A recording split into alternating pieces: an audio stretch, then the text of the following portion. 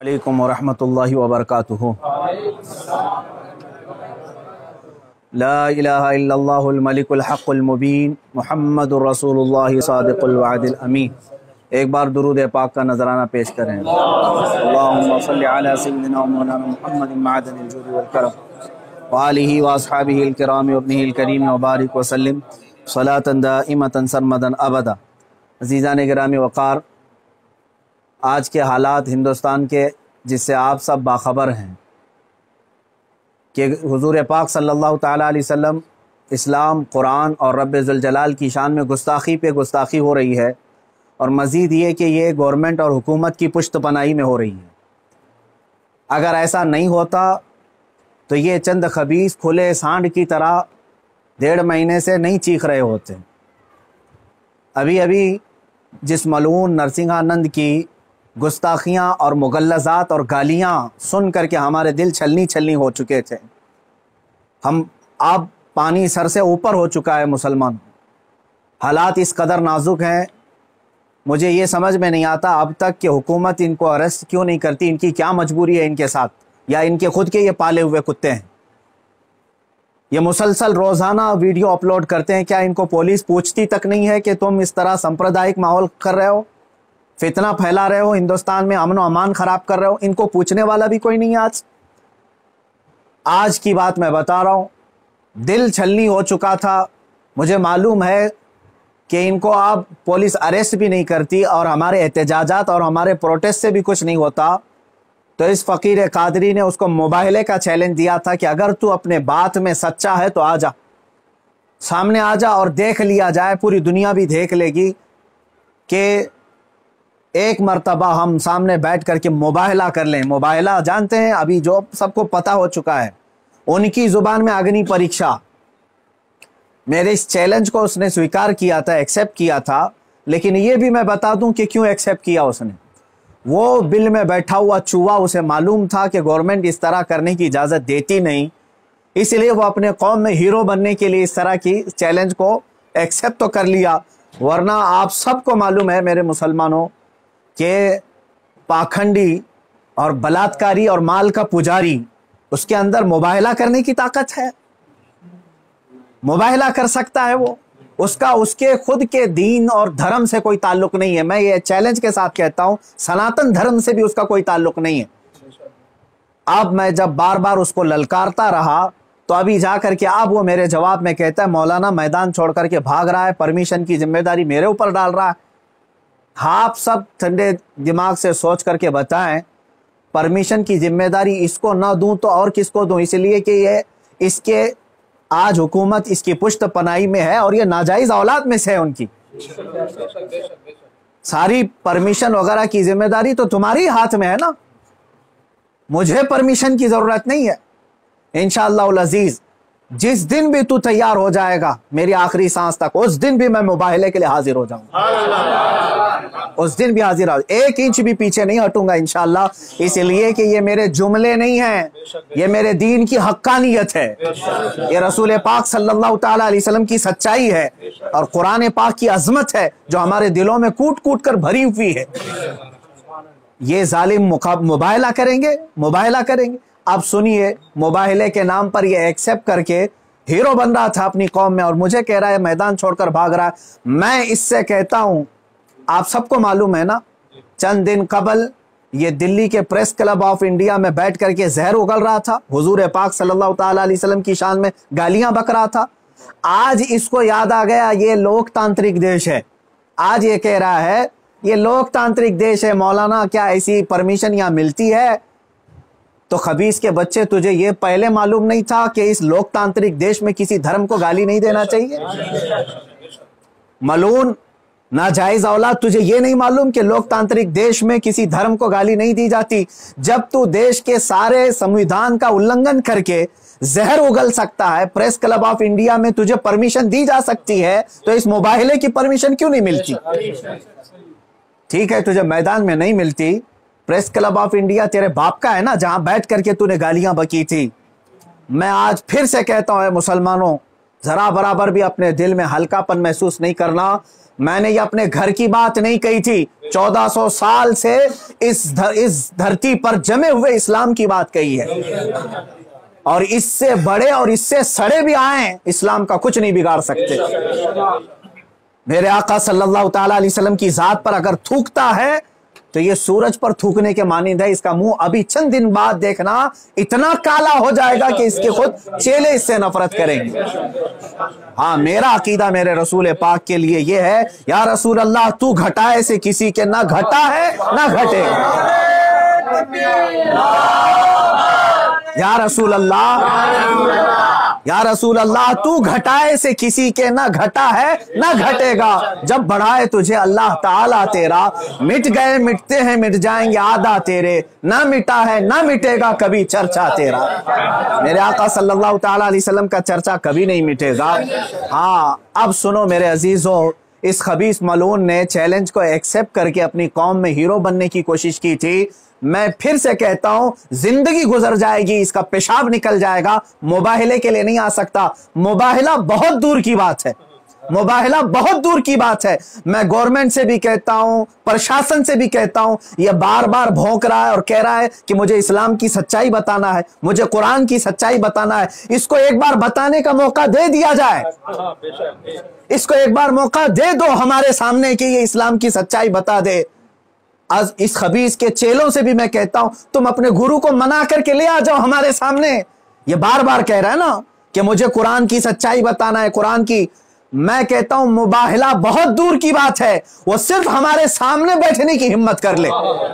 जिस दिन वो सामने बैठे और इस्लाम की सच्चाई बताने की बात करता है, कसम रब्बे जुल जलाल की, कसम रब्बे जुल जलाल की, जितनी बातें उसने मेरे नबी की शान में कही हैं, एक बात वो साबित कर दे, उसी दिन मैं अपनी गर्दन देकर के आ जाऊंगा इंशाअल्लाह।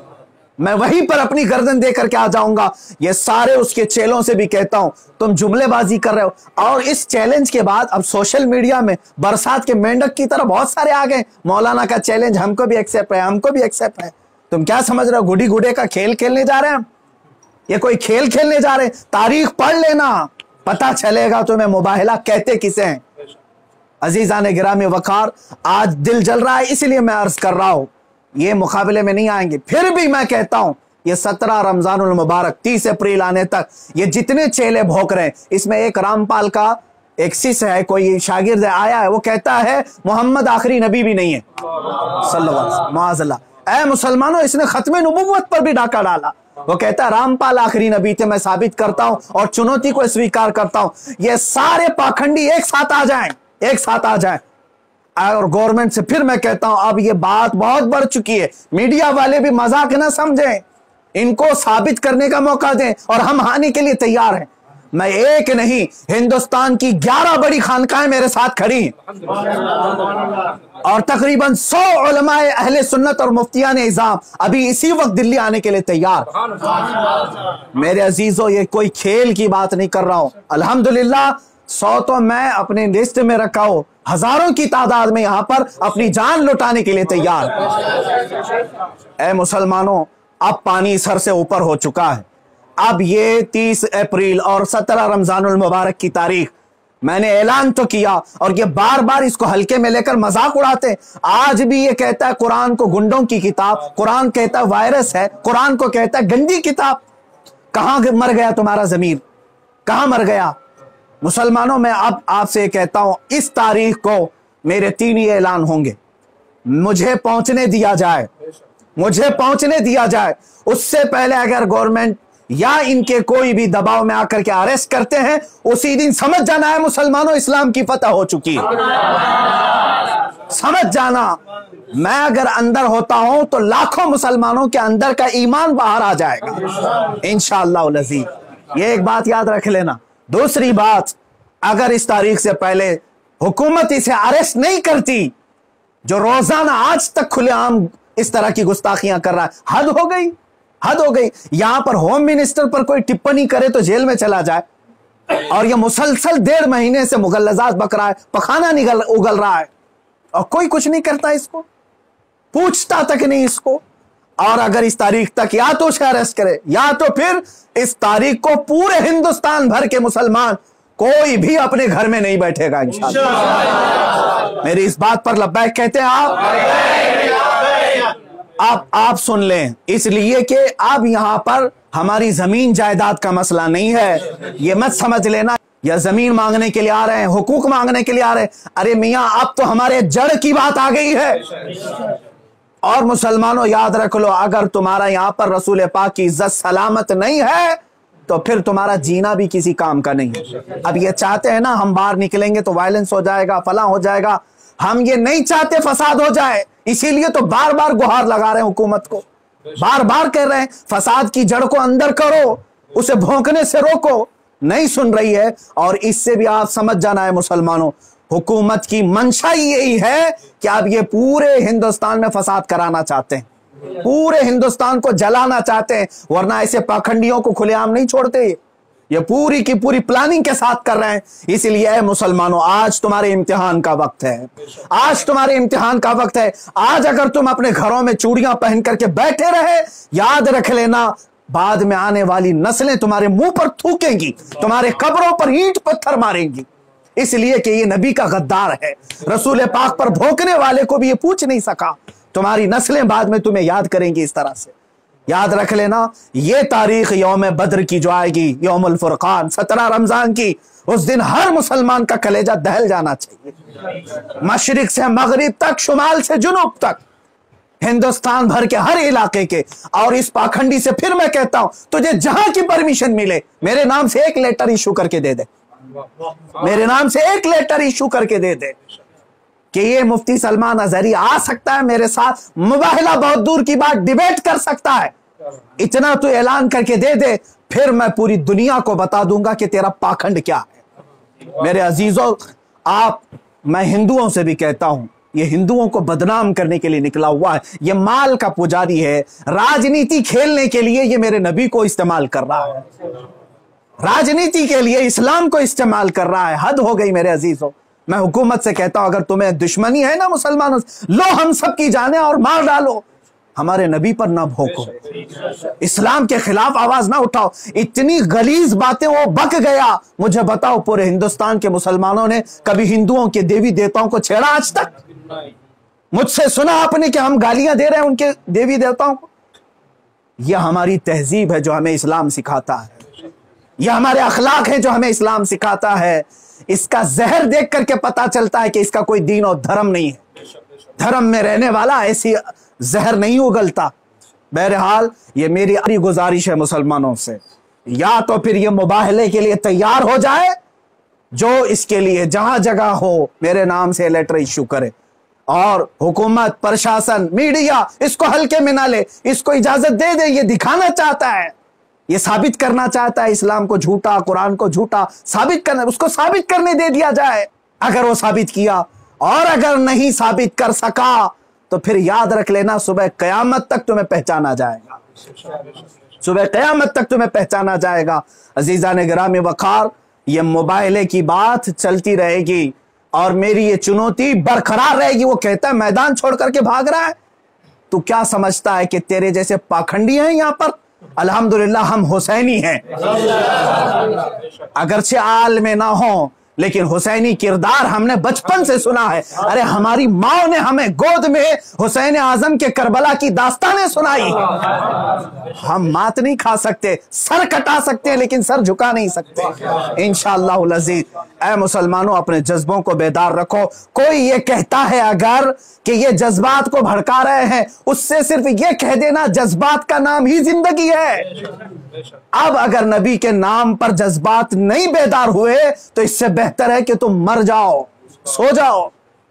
आप याद रख लेना, ये हुकूमत से भी मेरी गुजारिश है, अपील है, तुम वैसे भी मारना चाहते हो ना, हम आ जाते हैं। बाहर घुट घुट करके मरने से बेहतर है कि हम नामे मुस्तफा पर निकल करके मौत को कबूल करने को हम तैयार हैं। यूं भी तो किसी दिन हमको दुनिया से तो जाना है। अल्लाह के हबीब सल्लल्लाहु ताला अलैहि वसल्लम की इज्जत का परचम बुलंद करके जाएंगे इंशाअल्लाह। सारी खानकाहें, सारे उलमा, सारे मदारी, सारी तहरीकें, सारी तंजीमें, सबसे मैं बड़े अदब से गुजारिश करता हूं, अब वक्त किसी के घर का नहीं, किसी की सज्जादगी का नहीं, किसी की प्रॉपर्टी का नहीं, बल्कि तुम्हारे जाने ईमान का सवाल आ चुका है। तुम्हारे ईमान की जान रसूलुल्लाह का सवाल है। लिहाजा आप सब एक साथ मिलकर के आवाज उठाएंगे, या तो फिर इस पाखंड को रोकेंगे या तो फिर हम इस जमीन पर बाकी नहीं रहेंगे। तो आखिर दावाना अनिल हम्दुलिल्लाहि रब्बिल आलमीन।